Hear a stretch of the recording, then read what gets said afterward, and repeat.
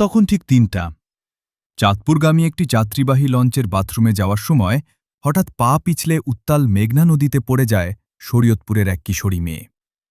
অন্ধকারের মাঝে শুরু হয় বেঁচে থাকার আকুল আর্তনাদ। মেয়েটির বাঁচাও বাঁচাও চিৎকার শুনে নিজের জীবনের পরোয়া না করে মুহূর্তের মধ্যে সেই গভীর ও উত্তাল নদীতে ঝাঁপিয়ে পড়ে এক সাহসী যুবক। তার বাড়ি চাঁদপুর জেলার হাজীগঞ্জে। নদীর তীব্র স্রোতের সাথে লড়াই করে অবশেষে লঞ্চ কর্তৃপক্ষের সহযোগিতায় দুজনকে অক্ষত অবস্থায় উদ্ধার করা হয়। তারা দুজনেই এখন সম্পূর্ণ সুস্থ আছেন। হচ্ছে ঘড়ির কাঁটায় তখন ৩:৪১ বাজে। তখন সবাই ঘুম চোখে বসে আছে, পর গুনতেছে কখন লঞ্চটা ঘাটে ফিরবে। তো হঠাৎ একটা শব্দ কানে আসলো যে ভাইয়া আমাকে বাঁচান।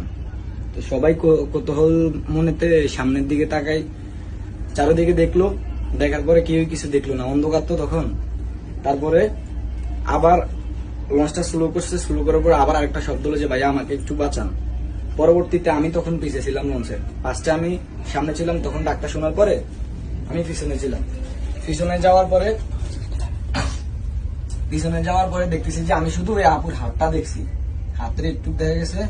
দেখা যাওয়ার পরে তাৎক্ষণিক আমি আমার এই যে ওয়েলেট ফোন এগুলা বুটে রেখে লঞ্চে রেখে আমি পানিতে জাপ দিছি আপুর কাছে। মানে আমি সামনের দিকে গেছি, যাওয়ার পরে আপুরে ডাক দিছি, মনে হয় না হলো 1000 ডাক দিছি।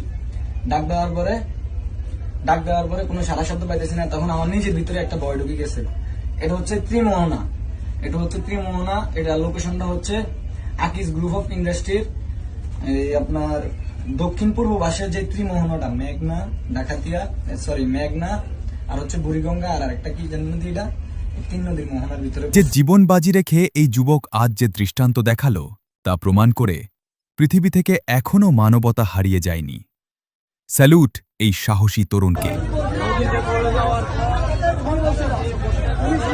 আমাদের 8 ঠিক আছে।